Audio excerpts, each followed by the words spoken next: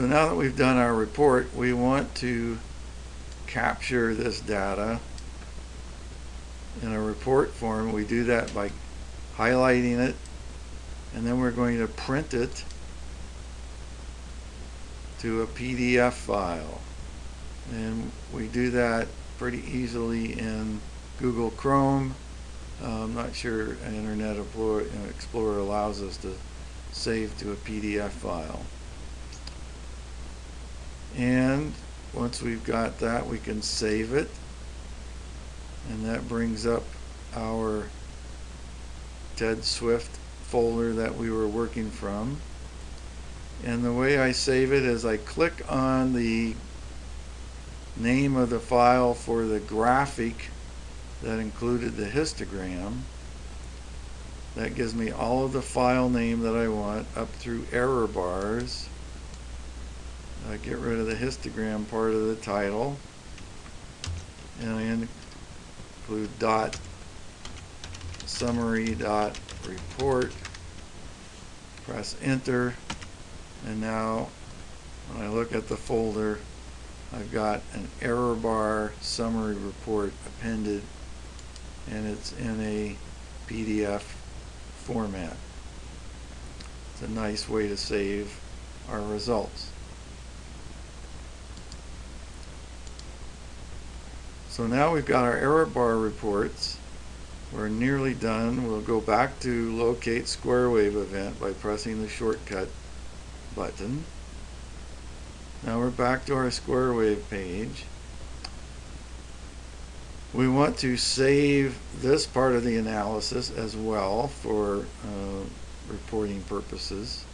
So we're going to go to Write Reports and press the button that says Write Report and Associated Plot Files. Gives us a nice graphic with the square wave superimposed on the light curve. That file is written in PDF format to the folder. Now we can go back to locate square wave. The next thing we want to do is we want to save all of the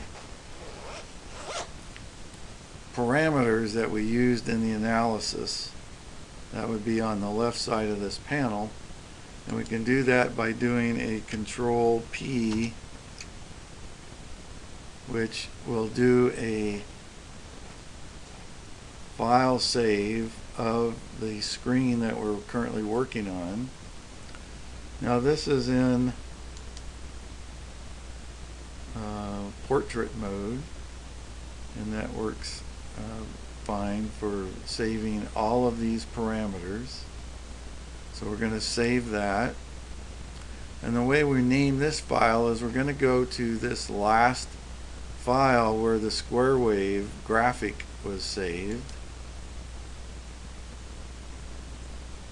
and we're going to just click in here and append to that square wave dot part 1 dot summary dot report. That saves all of that side panel information for us. And then the final thing that we're going to do is we want to save all of this information, which is our analysis results. We highlight it, right click, print. We can save that. But before we do, we notice that our times have been clipped off the edge here. So instead of portrait mode, we're going to use landscape mode. And then we have all of our data is running through here, so that's fine. We have all of our table of candidates that were captured. So we'll save that. And we're going to save that to the same type of file that we did for the side panel, except we're going to rename that Part 2.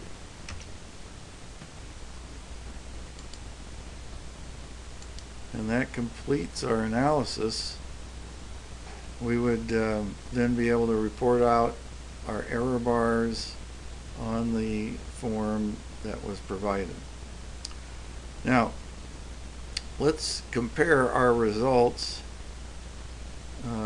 which are these results over here, the time for D and R, to the results that Ted achieved in his very first report using R-OTE. And we go to the data page. I'm going to move this down just a little bit.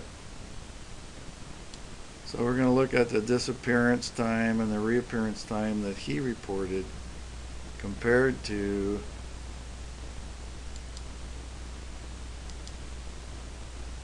the times that we have reported up here. So in R-OTE we get a disappearance time of 10 hours, 11 minutes, 12.144520 seconds. And we see that Ted had a disappearance of 10 hours, 11 minutes, 12.03 seconds. Fairly close.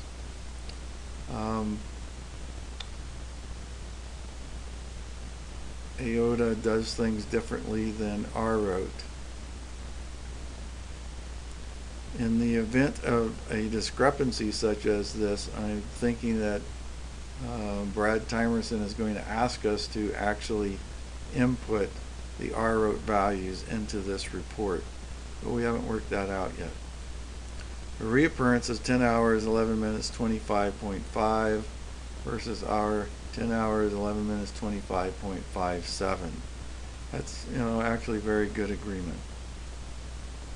Now if we look at the error bars, we see that R-OTE produced an error bar of 0.02 for disappearance and 0.13 for reappearance.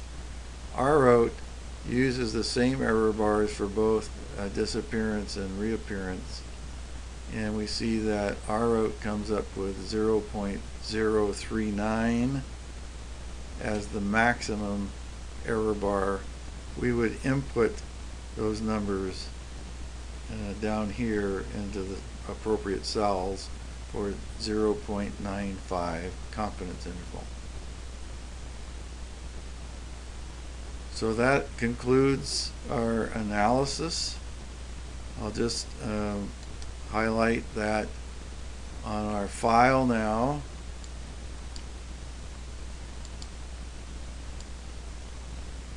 we have if I go by the date entered, date modified, we started out with 4 files. We now have an additional 2, 4, 6, 8, 10, 12, 14, 15 additional files entered to our folder, including the VTI analysis graphic,